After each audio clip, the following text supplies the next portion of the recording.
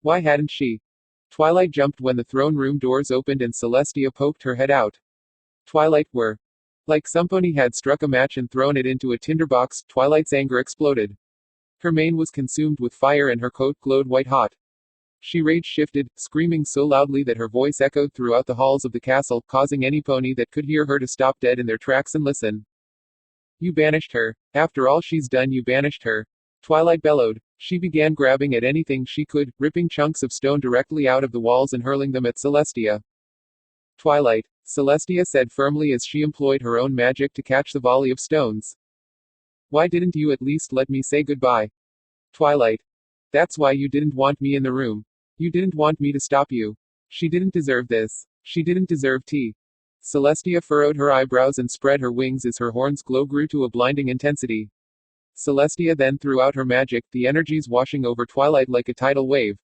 Twilight's own magic was overwhelmed, and her rage shift ended like a fire doused in water. Twilight, we did not banish her to the moon, Celestia said when she was finally able to get a word in. You didn't. Twilight asked, her voice changing from an indignant scream to a disbelieving whisper. No, we didn't. But the light, and you were taking so long. What were you and Luna doing if you weren't banishing her? Celestia let a smile blossom onto her face as she slipped back through the throne room doors. Come see for yourself. Twilight followed Celestia into the throne room, and, the moment she was inside, she began to look around frantically. She wasn't sure what she was supposed to see, but she still searched for Nyx. Her gaze, however, was quickly drawn to another figure. At the far end of the room stood Princess Luna, but she had undergone a transformation. She had grown as tall and slender as Celestia. Her own starfield of a mane had also transformed. Nightmare Moon's mane could be described as a dark night with a faint twinkling of stars. Luna's old mane was a clear summer's night. Her new mane, however, was the night sky at its finest.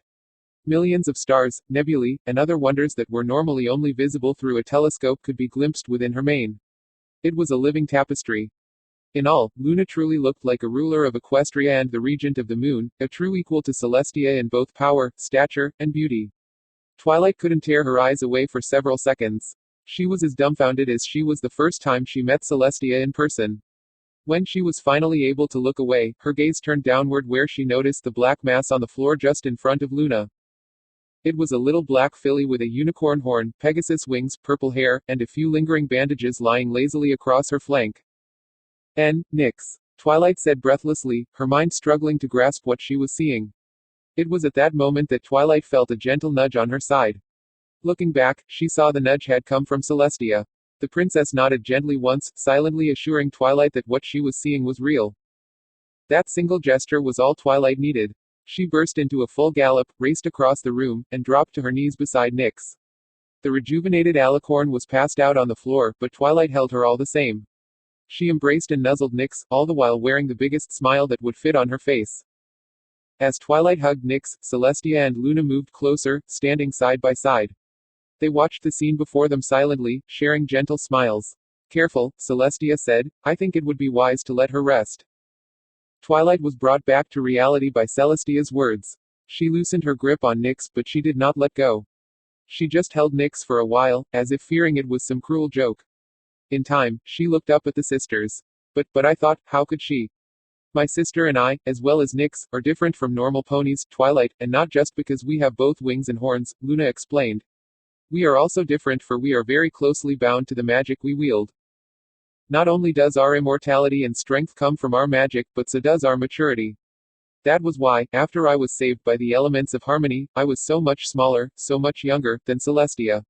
The elements of harmony took away much of my capacity for magic, and thus I became a pony barely mature enough to be considered a young adult. So what did you do? Twilight asked. I took back what was mine, Luna answered with kindness, rather than cruelty.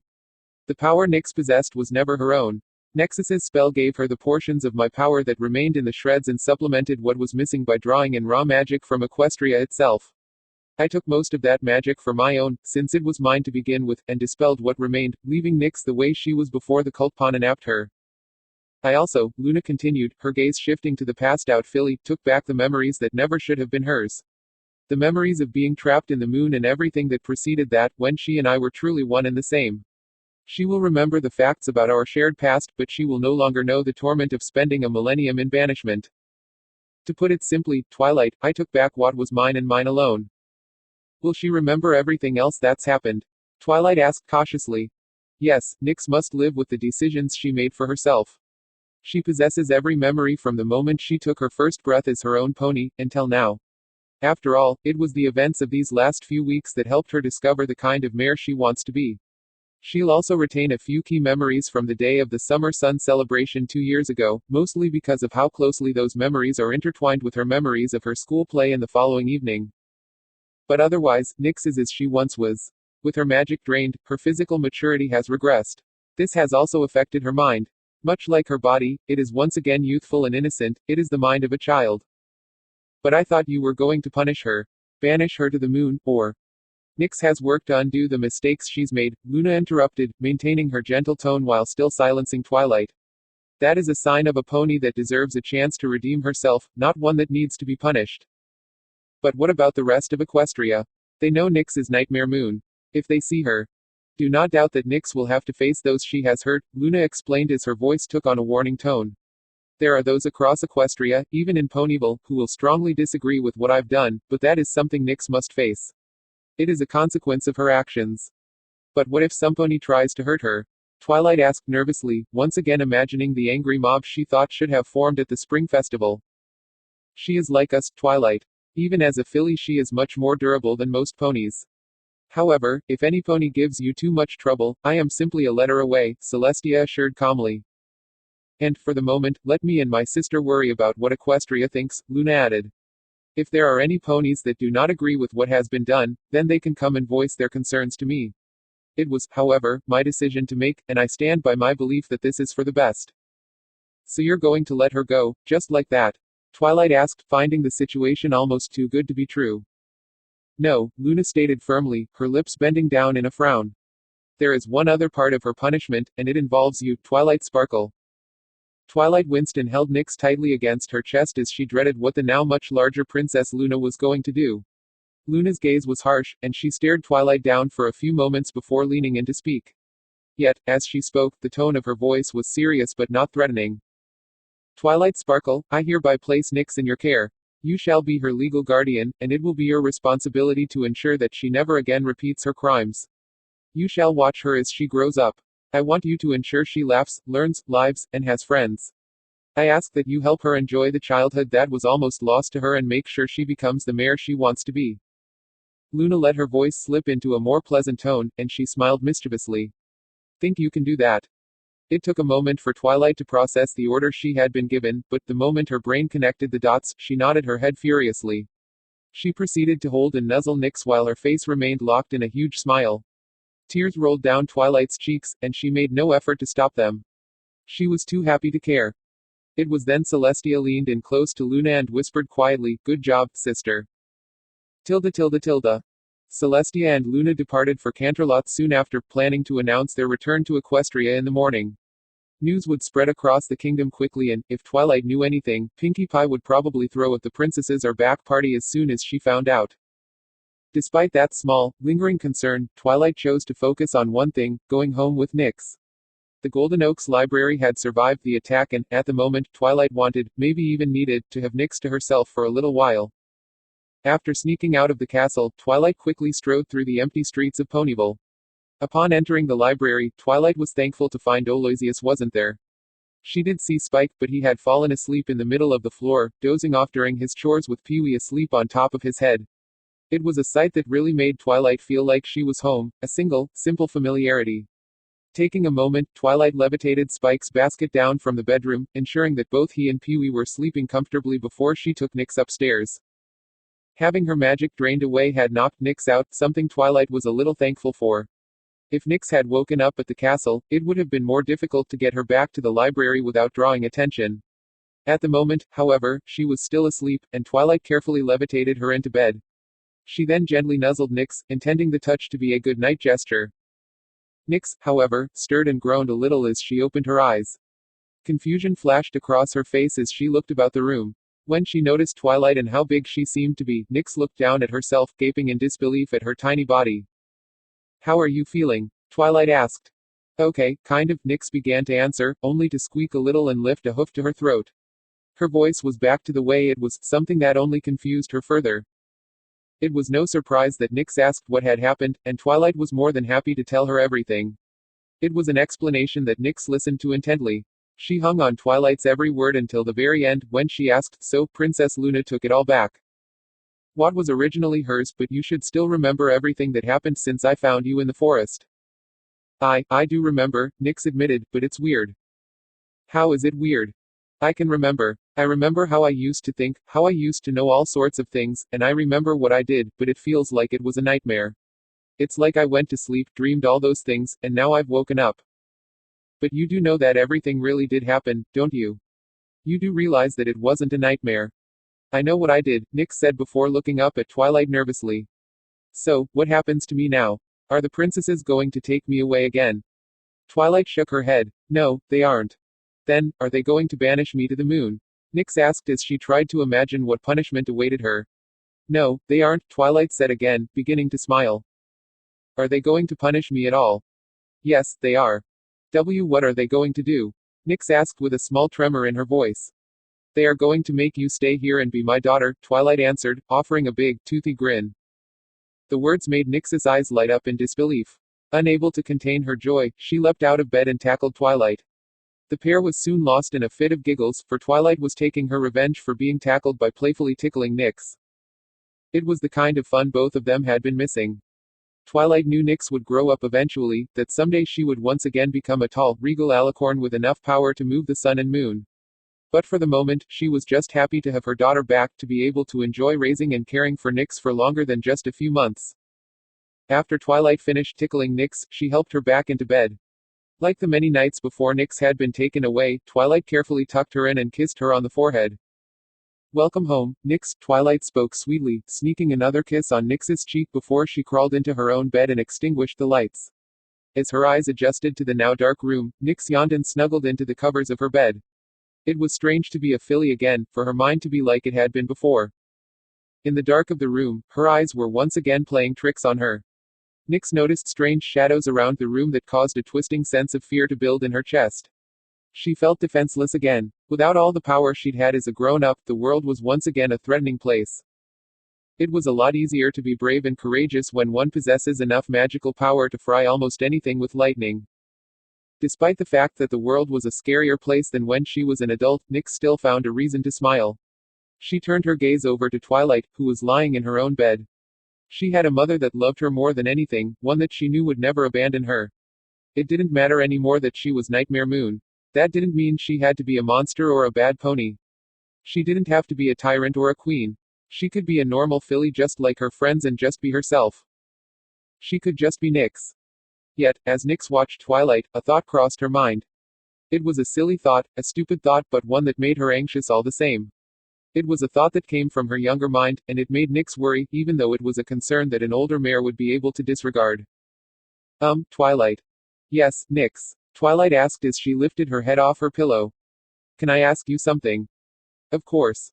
I know Princess Luna already gave me her judgment, and I'm glad to be a filly again, but, well, I did do a lot of really bad things. So, I was wondering, and if you say yes I promise I won't get mad, but, am I grounded?" A snort of laughter escaped Twilight's throat before she could stop it.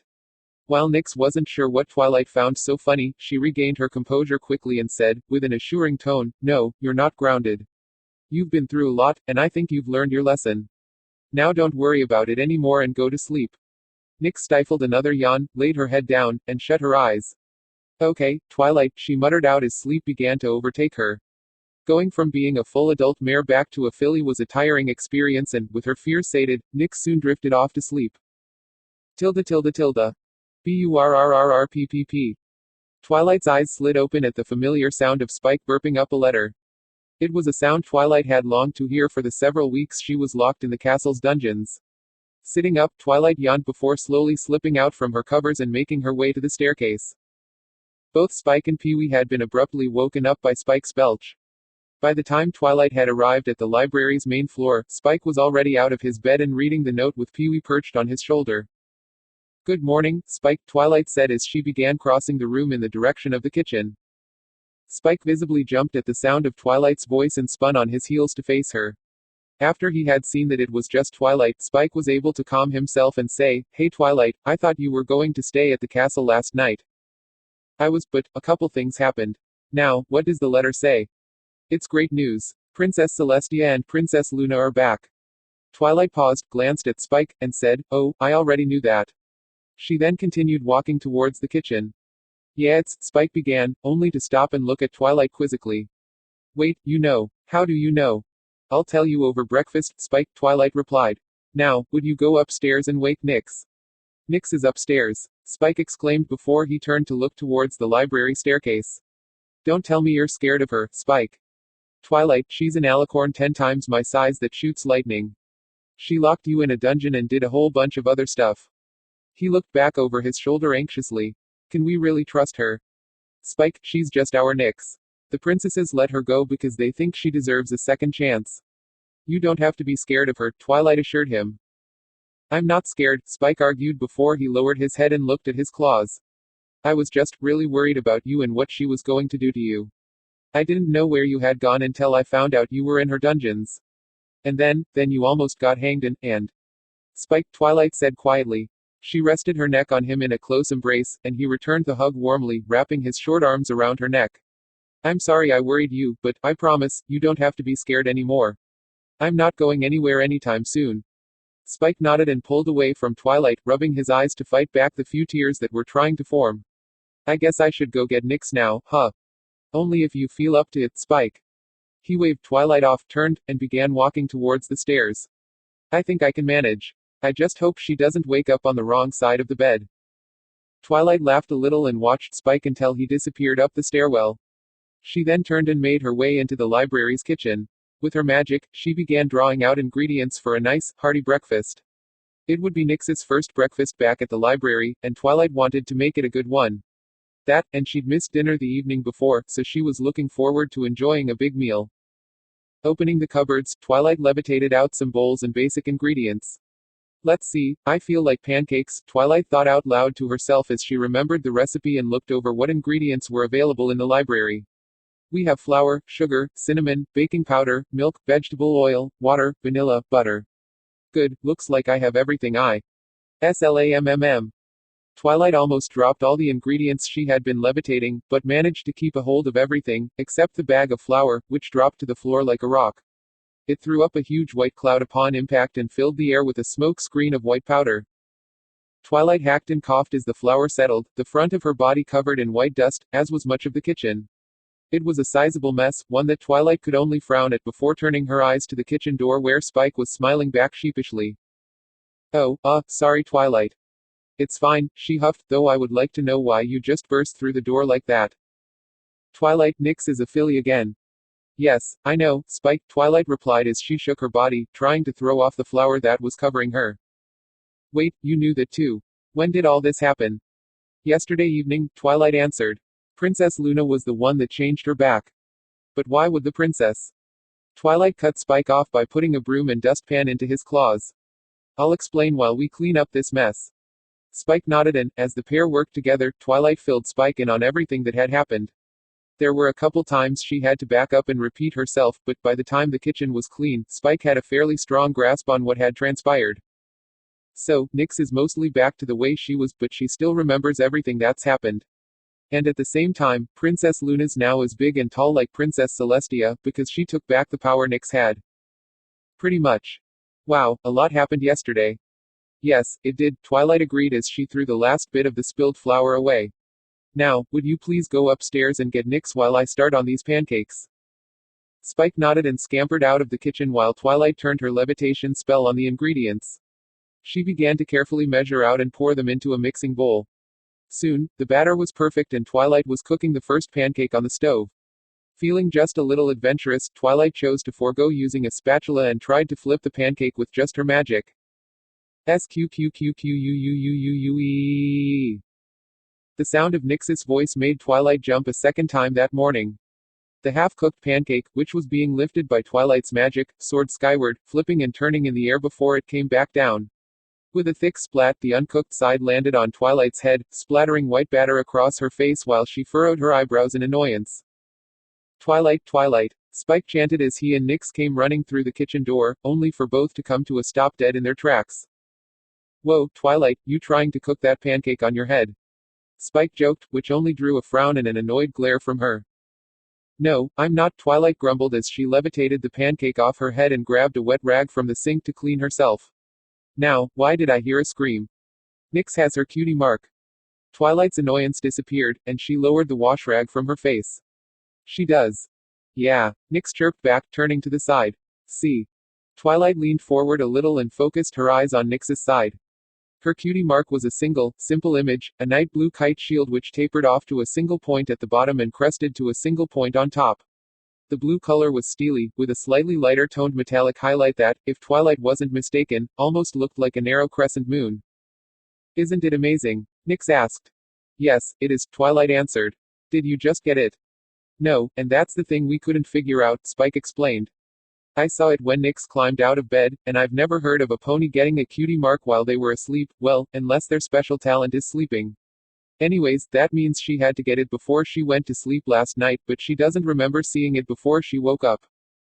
We were wondering if you know when it showed up and if you know what it means, Nix added. I'm sorry, but I don't. Maybe Princess Celestia knows. Why would the princess know? Spike asked. She stayed with me and Nix most of yesterday, so maybe she saw something. Spike.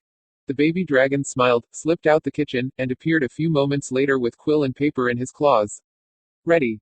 Dear Princess Celestia, I hope you are having an easy time settling back into Canterlot, Twilight began as Spike wrote. I know you must be busy, but we discovered this morning that Nix has her cutie mark. We do not, however, know when it appeared. I was wondering if you, by chance, noticed anything yesterday, since we know that Nix did not have her cutie mark before the attack. Your faithful student, Twilight Sparkle. Twilight Sparkle, Spike echoed as he finished the letter. Then, in a flash of emerald fire, the letter was sent to Canterlot by Spike's magical dragon fire. With the scroll gone and a little encouragement from Nix and Spike, Twilight began a third attempt at making breakfast. As Twilight cooked, Spike and Nix tried to guess what Nix's cutie mark meant. It was a conversation Twilight joined once she had 3 plates stacked high with light, fluffy pancakes. You really think that's what it means? Oh yeah, that has to be what it means, Spike assured as Twilight placed a plate in front of him. Twilight will back me up. Back you up on what? Twilight asked as she set down Nix's plate. I think Nix's cutie mark means her special talent is being tough. Really? Twilight said, making no effort to hide the skepticism in her voice. Well, think about all the stuff she did when she was when she was big. She fought back a bunch of monsters and beat Celestia. A pony has to be tough to do all that, and shields are tough. But Applejack, Pinkie Pie, and Fluttershy helped me fight all those monsters, and Celestia wasn't really trying to beat me when we fought, Nix pointed out as Twilight sat down at the table with her own plate of food. But you still beat her, Spike argued. I'm sorry, Spike, but, if you're right, then wouldn't Nix's cutie mark have appeared after she defeated Princess Celestia? Twilight asked as she watched Spike drown his pancakes in maple syrup. Well, I guess you're, Spike began, only for his cheeks to puff out. A moment later he belched out a cloud of smoke, which swirled and materialized into a scroll. The letter dropped out of the air a moment later, and Twilight had to use a quick bit of magic to keep it from landing on top of Spike's syrup-drenched pancakes. So, does Princess Celestia know? Nix asked, the letter completely distracting her from breakfast. Twilight laughed and waved a hoof in Nix's direction as she unrolled the scroll. Just a second, let me read. To my faithful student. Things are busy around the palace, mostly because every pony wants to celebrate that Luna and I have returned. Still, it is good to be home and we are settling back in. As to your question, I do believe I know when Nix gained her cutie mark. It was yesterday, when she was surrendering herself to me and Luna. It was just after she finished speaking that I noticed a flash of light coming from her side. I was unable to see the mark at the time, due to Nix's bandages, but I do believe that was when Nix's cutie mark appeared. Hopefully you find that helpful, and I offer my congratulations to Nix. Sincerely, Princess Celestia of Equestria. P.S. Luna offers her congratulations as well. Twilight's mind slipped back to remember that moment in time. She had wanted her to stop, but Nix had surrendered herself to Celestia and Luna all the same. It was then, at the end, that Nix had spoken what could have easily turned out to be her final words. I can be bruised, battered and beaten, but, as long as there is still breath in my lungs, I will continue to protect ponies. I will protect them, because what can kill them I can survive, because what hurts them is but a scratch for me, because it's the one thing I've been able to do right. So, what did Princess Celestia say? Spike asked through a mouthful of food. She remembered seeing a flash of light, and she thinks that's when Nyx got her cutie mark. If she's right, then I think I know what your special talent is. What is it? Nyx asked anxiously. I think your special talent is protecting other ponies. Protecting other ponies? Nyx echoed quizzically. Yes, like how you protected Ponyville from the monster attack. Like how you were willing to surrender yourself not only to make up for what you had done, but also for the things done by the children of Nightmare. Like a shield, Twilight continued, pointing at Nyx's cutie mark, you are willing to put yourself in danger to protect other ponies, no matter who they are. Nyx glanced down at her cutie mark and then turned to look at her pancakes. She stared at them while the thought of her special talent rolled around in her head. Nyx then looked back at Twilight, obviously a little worried. Twilight. If my talent is protecting other ponies, does that mean I have to fight monsters now? Twilight chuckled before shaking her head. No, you don't have to worry about fighting monsters right now. You're just a filly, and Luna took away most of your magic. Even if you did have all your powers, I still wouldn't let you fight anything from the Everfree Forest. Why? Because I don't want to even think about you fighting anything until you're at least my age. But don't get me wrong, I still think it's a wonderful cutie mark. A smile spread across Nyx's lips. Despite wanting to jump out of her seat from having both a cutie mark and Twilight's approval, she managed to keep herself contained to her chair. She, however, quickly began expressing her joy through other means. Each forkful of breakfast was consumed with a huge smile, and even her chewing seemed happy. That is a nice special talent, Spike commented after taking a drink of water to wash down a bite of pancake, but I think that makes me kind of right. Right about what? Twilight asked. Well, Nyx's special talent. I mean, to be good at protecting ponies she has to be pretty tough. Twilight laughed a little, about to take her first bite. Well, I think it takes a little more than just being tough, but... Knock knock knock. Twilight sighed, wondering if she would ever get to eat breakfast that morning through all the interruptions. Twilight had every intention of ignoring the pony at the door, but a second set of knocks forced her to set her fork down and step away from the table. She walked to the front door, and, upon reaching it, Twilight opened it to reveal a pink earth pony with bright blue eyes. Hey Pinkie Pie. Twilight, what are you doing inside? Pinkie Pie asked with her usual level of energy. Trying to eat breakfast, Twilight answered before cocking an eyebrow. Why? You silly filly, if you want to eat breakfast you should come to the party. Twilight cocked her head in confusion, but Pinkie Pie just responded by pointing down the street with her hoof. Twilight followed Pinkie's point and stuck her head out of the library door to see that, a few blocks away, the streets of Ponyville had been transformed. Every lamppost, storefront, basically anything that could be decorated had been decorated with banners and flags that featured suns and moons. Ponies were outside, laughing and dancing in the streets, and Twilight could even hear music in the air, though it sounded like it was coming from several blocks away. What's all that about? It's the princesses are back party. Pinkie Pie answered with a bounce. A Pegasus came from Canterlot this morning and told the mayor that Celestia and Luna were back, and then she told Ditsy Doo, and Ditsy Doo told Carrot Top, and then Carrot Top told Mr. Cake, and then Mr. Cake told Mrs. Cake. Then Mrs. Cake told me. Now, since every pony knows the princesses are back and I don't have to keep it a secret, I threw together the biggest, most exciting block party ever. Wait, so you threw a party together already? Of course. Pinkie Pie replied. I mean, I put together a party just as big for when we saved Princess Luna, and I barely had any time then. This time I actually had ponies to put up decorations, and I've got punch made, and I have 5 cakes baking. Wait, how do you have 5 cakes baking? There's only one oven at Sugar Cube Corner. That's easy, silly. I just used other ponies' ovens. I guess that would make sense, Twilight replied, though she was honestly expecting a much stranger answer. So, Pinkie Pie began as she leaned into Twilight, are you going to come to the party? Actually, I may not, Pinkie Pie. Why not? I mean, it's going to be so terrific and I'd think you, more than any pony, would be happy that the princesses are back. I am happy, but I wouldn't want to make Nyx stay here at the library by herself, and it's probably not a party she would like to go to. While it is a party for Princess Celestia and Princess Luna, there have to be some ponies out there celebrating the fact that they think Nyx is gone. Oh, every pony already knows about Nyx. Twilight's eyes widened and her mouth hung open slightly. They do. Yeah, the message the princesses sent out said that Nyx let them go, that they punished Nyx by taking away her powers, and that they had put her in the care of a pony that would make sure she wouldn't be a threat to Equestria ever again, a pony Princess Celestia trusts completely. And, Pinkie Pie continued, Princess Celestia doesn't trust any pony more than you, so I knew Nyx was staying with you. That, and a couple of ponies saw you leaving the castle last night with a little black filly. Still, Princess Celestia's punishment sounds so silly. Any pony that knows you and Nyx would know that the idea of her living with you isn't a real punishment. Twilight found herself smiling as she silently thanked the princesses. They had told Equestria the full truth about Nyx, but had done it in such a way that most of Equestria would believe Nyx was actually being punished. To the common pony, it sounded like she was being carefully guarded and that her powers had been taken away by force.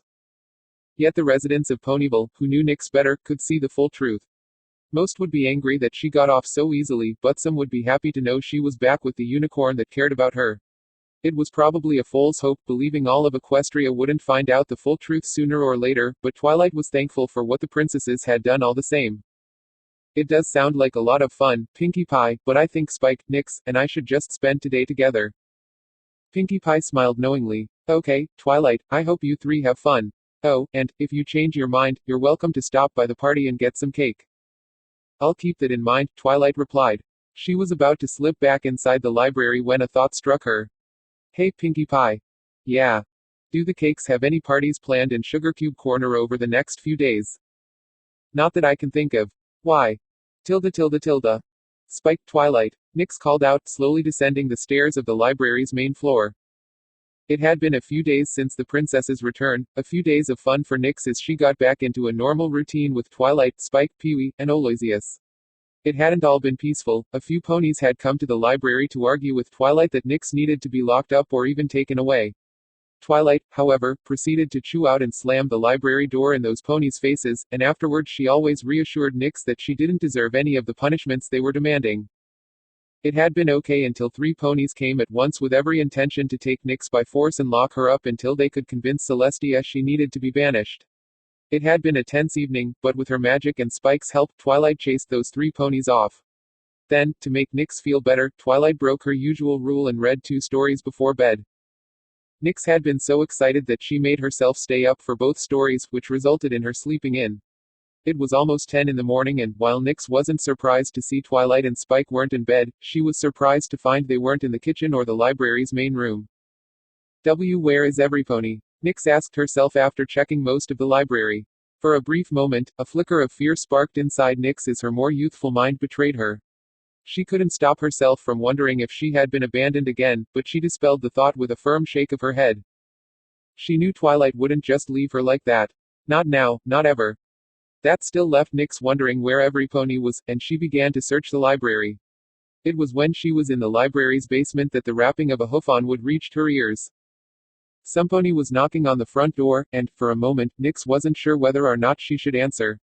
The ponies at the door could have easily been some of the ponies from town that wanted to take her away.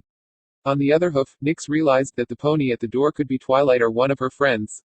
So, she decided to at least see who it was. Nyx galloped to the door and reached out her magic to open it. She, however, couldn't help but fumble with the handle for a few moments. Her magic was much weaker, and she was still getting used to it. It was even weaker than it had been when Twilight first found her for some reason.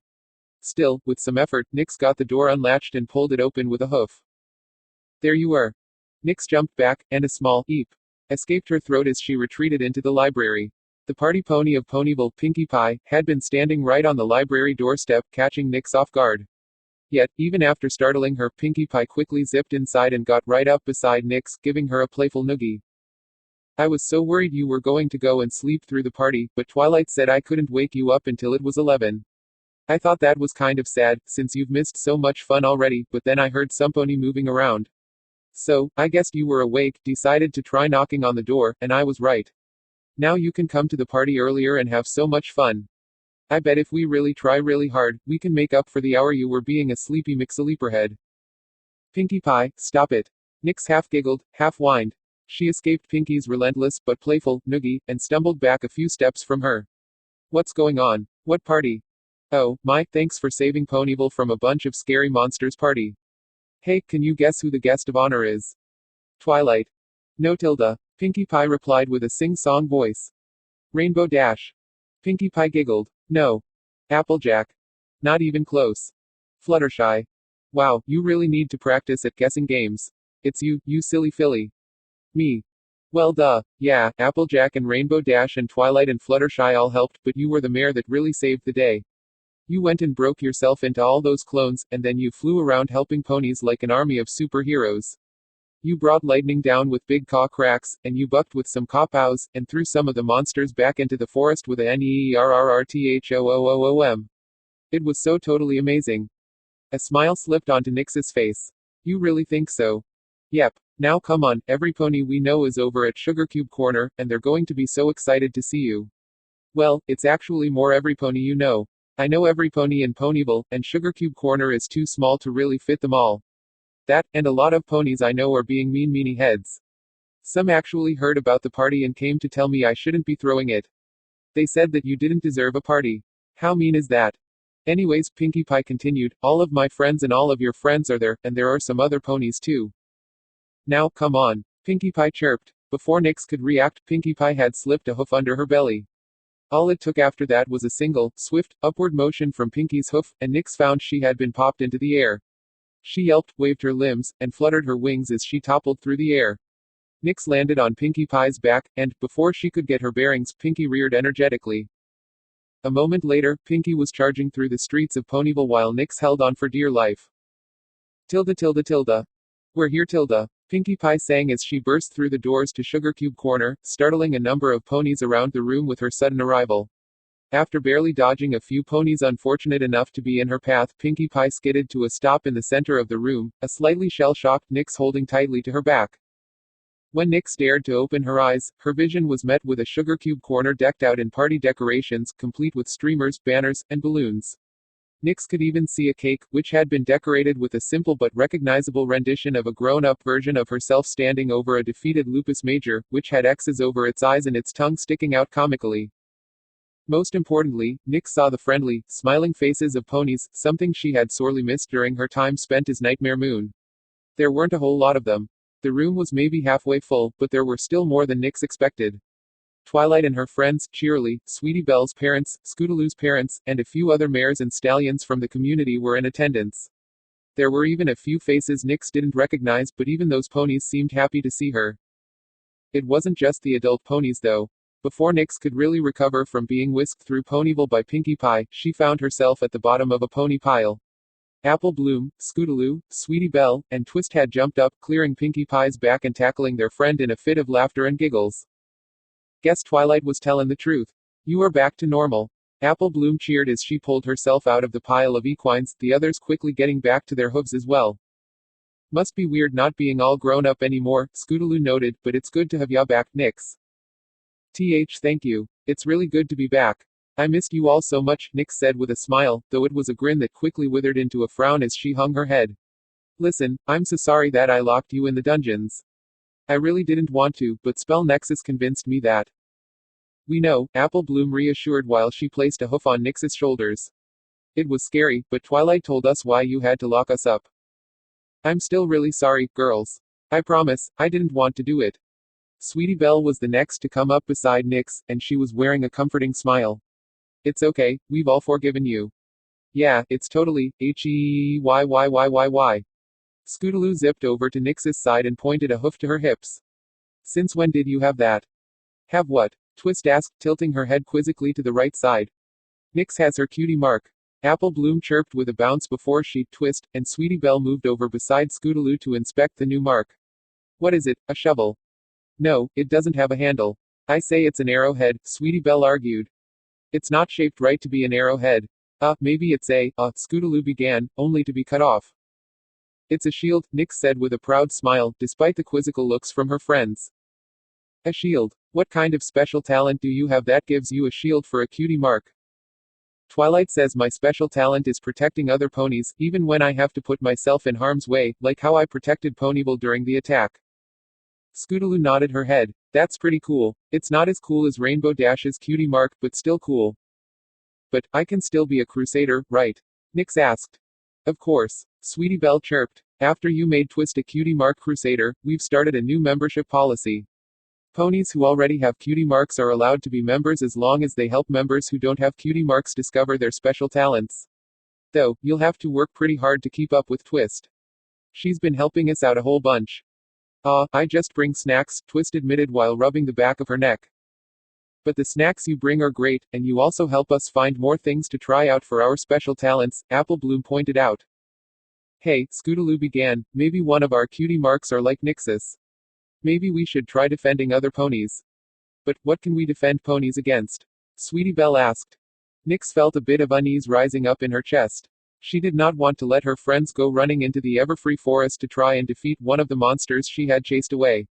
It was then, however, she noticed a hydra-shaped piñata hanging off a hook in the ceiling. A sly smile formed on her face, and she pointed in the direction of the piñata. You know, that big hydra looks pretty mean and scary. We wouldn't want it hurting any ponies here at the party. Yeah, it is pretty big and nasty, Scootaloo agreed, rubbing her chin. The other 4 fillies soon caught on to Nix's idea and, with large smiles, the 5 friends shouted out in unison, scaring half the ponies at the party. Cutie Mark Crusaders Piñata Monster Slayers. Yay! The Crusaders, now numbering 5 energetic fillies, quickly ran off to find a blindfold and stick so that they could crack open the piñata, or, rather, defend the innocent party-goers from the paper match monster that just happened to be filled with candy. Tilda tilde tilde. No cutie marks, but this candy is great, Apple Bloom said as the Crusaders sat at a table. Nearby, the broken remains of the piñata lay scattered across the floor. Scootaloo had been the one to bring down the brightly colored paper match hydra, which had been such a threat to the party and all the ponies in attendance. It was a glorious explosion of candy, and the few other fillies and colts that were at the party cheered and scrambled to get their share of the bounty when the beast had been slain. So, Nix, Sweetie Belle began after she swallowed a piece of chocolate, what was it like to be queen? Nix stuck her tongue out at the sour memories. I honestly didn't like it that much. Really? I mean, wasn't it cool to live in that big castle and have all them servants workin' for ya? Apple Bloom asked. I bet the food was good too, like those desserts we ate. Sometimes, but the castle cook always made my food too fancy. I'd ask for a sandwich and the chef always turned it into an art project. But those pastries he made were really good. Scootaloo exclaimed, they were good even after Sweetie Belle sat on one. I still can't believe you ate that, Sweetie Belle commented. What? It was still good, just a little squished, Scootaloo defended before popping another small candy in her mouth. Sweetie Belle wasn't ready to drop the issue so quickly, and, within moments, she and Scootaloo had gotten into a discussion about when it was and wasn't okay to eat a dessert. Apple Bloom, Twist, and Nix weighed in from time to time, but the trio mostly just sat back and grimaced as Scootaloo openly admitted that she would eat a pastry even if it was dropped in the mud, at least after brushing most of the mud off first. It was during this conversation that Nix noticed a glint out of the corner of her eye and looked to her side. A familiar pair of fillies was coming in the front door of Sugar Cube Corner, the shimmer of light coming from the tiara that one of the fillies was wearing. Isn't that right, Nix? Nix shook her head and looked back at her friends.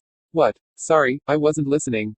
I was asking if it was cool to have a mane like Princess Celestia's, Sweetie Belle repeated. I thought we were talking about what Scootaloo is willing to eat.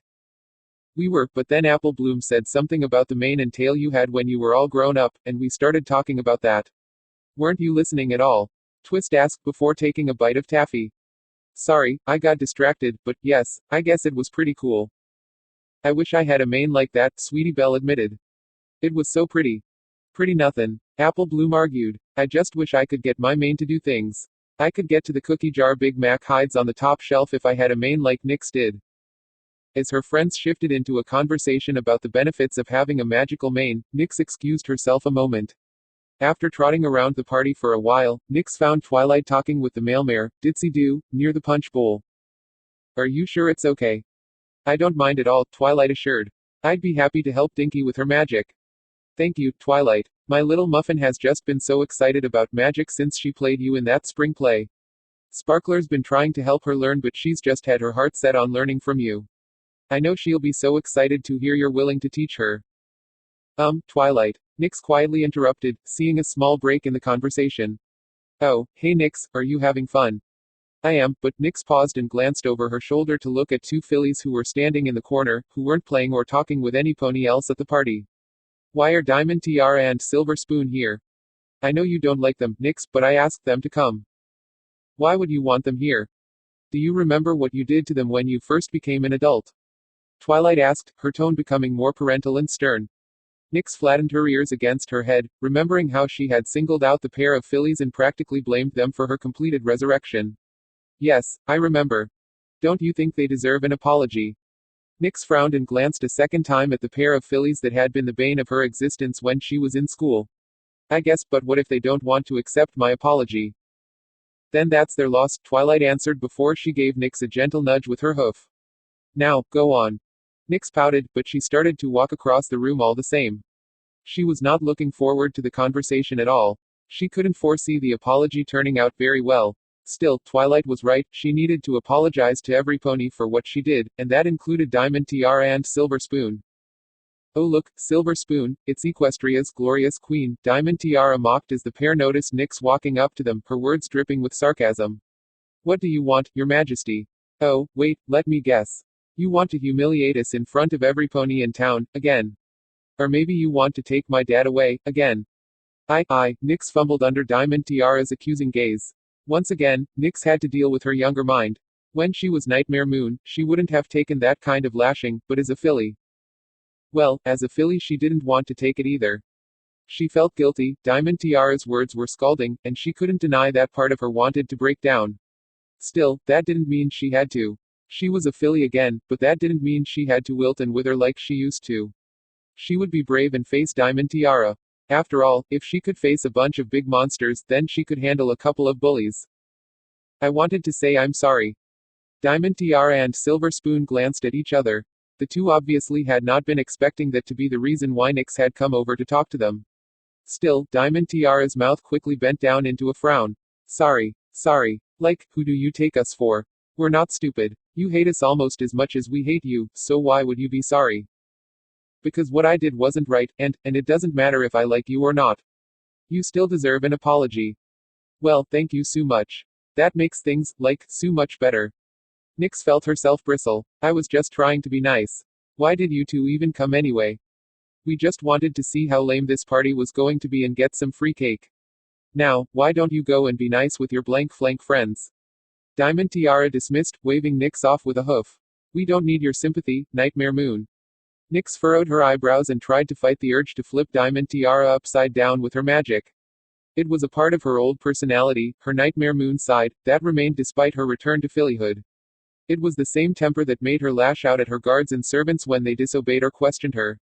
It was the same temper that made her want to strangle Spell Nexus's scrawny neck for almost killing Twilight. It was a temper that now remained with Nix, but one she managed to wrangle before she did something she'd regret.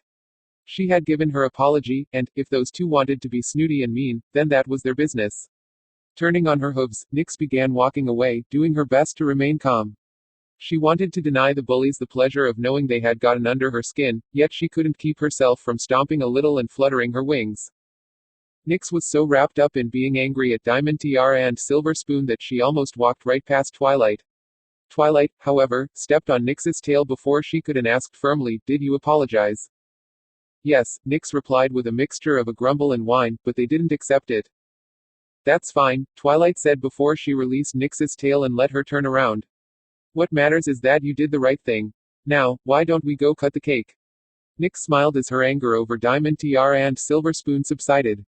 She didn't need them to like her, she had Twilight and her friends. She knew that was all she needed. That, and the cake looked delicious. Tilda. Well, sister, it seems that most of Canterlot is taking your transformation well, Celestia commented as she and Luna strode through the royal castle, having a short respite between meetings and announcements. It had been very hectic for the royal sisters, trying to balance the work that needed to be done with the number of public appearances they had to make. They take it as a sign of Nightmare Moon's defeat, that I conquered the great monster and reclaimed my power. It may not be the proper truth, but I see no point in correcting them. An honorable motive, sister, but I fear that the proper truth will come out in time. Some ponies from Ponyville have already sent letters to me about the fact that Twilight isn't punishing Nix as they think she should. Shining Armor has been surprisingly vocal, and a letter from one filthy rich complained about the fact that his daughter, Diamond Tiara, was invited to a party for Nix. A party? Luna echoed quizzically. From the invitation I personally received, it was a thanks for saving Ponyville from a bunch of scary monsters party thrown by the bearer of the element of laughter, Pinkie Pie. If memory serves me right, the party is going on right now. A small chuckle escaped Luna's lips as she thought back to her own encounters with Pinkie Pie. She does throw very grand parties. I hope Nix enjoys it. Speaking of Nix, I must admit I was curious about something. I feel you made the best decision for Nyx and Twilight, taking back your power and memories, but you want to know how I did it? Luna interrupted. Princess Celestia nodded her head. Yes, it isn't a spell I'm familiar with. The smile slid from Luna's face, and she chose to focus on the corridor ahead. It was a spell created out of dark jealousy and ill intentions. My plans to try and keep the moon in the sky began before I properly became Nightmare Moon. I knew that I wouldn't be able to resist you and the sun for long, considering back then you were my elder and superior in terms of age and power. So I studied and developed a spell that allowed me to steal magic. Flowers, trees, ponies, I stole not only their magical power, but, if I came across a pony with a unique knowledge of magic, I would steal that as well. I used the spell to build up my power, Luna admitted with hints of disgrace within her words. When I had enough knowledge and magic gathered, I used it to transform into Nightmare Moon. I infused myself with the power and became a mare that could easily stand against the pony you were 1,000 years ago. It is a horrible and dark art. Celestia shifted, gently nudging up against Luna as the pair continued to walk down the hall. Do not worry yourself, sister. All that is in the past, and you found a way to take that spell and put it to good use. I'm glad you agree. I didn't want Nyx to have to live with the mistakes I made. I wanted to take it all back from her, and that desire made me think of that spell for the first time in centuries. I had almost forgotten it completely. It hadn't crossed my mind since I became Nightmare Moon. Perhaps that is why Nyx does not know of the spell. It is a small miracle that she only knows the things I thought about when she and I were one and the same. Still, once I did remember the spell, I knew that was the best thing I could do for her. It was the best outcome we could have hoped for, I believe, Celestia agreed. Many in Equestria may still fear and despise Nyx for what she did, but, as long there are those who see the good in her, I'm sure she will be able to find her way. That, and you didn't mention to Twilight you've put a couple royal guards undercover in Ponyville to make sure Nyx doesn't get attacked by an angry mob, Luna added knowingly. Just a precaution, nothing more. Don't worry, sister. Your secret is safe with me, Luna assured her as the pair reached their destination. It was the castle dining hall, which was already filled to the brim with ponies. The occasion was another celebratory meal, hosted this time by the elite of Manhattan, who were more than eager to welcome back the royal sisters. Celestia and Luna took their seats at the head of the table. The mayor of Manhattan, along with a few of the city's biggest business ponies, had the privilege of sitting right next to the royal sisters, and, after the princesses offered some welcoming words, lunch was served. The business ponies around Celestia and Luna were soon lost in a discussion about the economic impact of Nightmare Moon's short-lived reign. It was a conversation the princesses only half listened to, Luna eagerly digging into her food after the long morning while Celestia picked and nibbled at her meal. What's wrong, sister? Aren't you hungry? Luna whispered quietly before putting a forkful of food into her mouth. I am starving, but I already ate too much at breakfast, Celestia whispered back, not wanting to draw the attention of the nearby ponies. After what we've already eaten today, I honestly shouldn't be eating anything more than a green salad. Otherwise I'll have to skip dinner. Luna laughed to herself. I still say you worry too much about your weight, Celestia. You may be able to eat whatever you want, but, as you may recall, I've always had to be a little more conscious of my figure, Celestia sniffed before she glanced to her side. A servant had come up beside her. He whispered something into her ear and then retreated as quickly as he had approached. What's wrong? Luna asked, pausing with a fork in front of her mouth. It's Spell Nexus, Celestia whispered. He's broken into the castle dungeons. Broken in. Quote. He's distraught because of the role he played in Nightmare Moon's resurrection, even though it is my understanding that he and all the other children of Nightmare were being influenced by parasitic magic. So he broke into the dungeon to reprimand himself. Celestia nodded, taking up her napkin and gently cleaning her mouth. Yes, Spell Nexus has always been a little overdramatic. You should have seen him this one time when he was still my student. He accidentally broke a vase in the castle and was sure I needed to banish him from the kingdom. He can be such a drama queen at times. Don't you mean, king? No, queen, Celestia corrected with a small grin. Don't tell any pony else, but he has a very high-pitched scream. Luna chuckled a little at the thought. I'll take your word for it, sister. Still, what are you going to do? I am going to leave you to entertain our guests while I go convince Spell Nexus he does not need to imprison himself in the dungeon, Celestia answered as she stood from her seat. That, and, if I know him as well as I do, I'll also need to convince him that he doesn't have to resign from his position as headmaster of my school. Do you want me to save you a piece of dessert? It's supposed to be cloud cake, your favorite. Celestia winced, coming to a stop just a few steps away from her seat.